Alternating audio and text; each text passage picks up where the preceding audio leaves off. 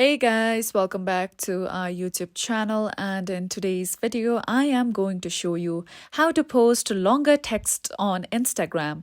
So first of all, launch Instagram application on your mobile device. Now if you want to share a post, reel or a video, just tap on the plus button at the bottom of your screen.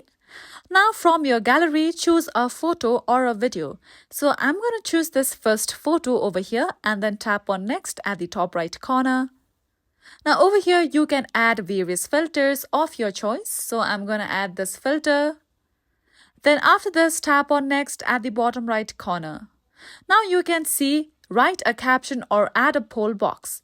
So if you have a caption, you can write it on spot or you can paste the caption that you have copied. Like this. Now over here you can see that this text is long enough to be on my captions, but still I will be able to add this. So if you tap on the option of share, you will be able to share this post with a long caption. Now let's say you want to post something long on your Instagram story. So let me discard this post for now. And then let's go back to add our Instagram story. So I'm going to choose the same photo from my gallery. Now just simply tap on your screen to add a text and then paste the long text on this story like this. Now you can see that I am still able to add long text on my story as well.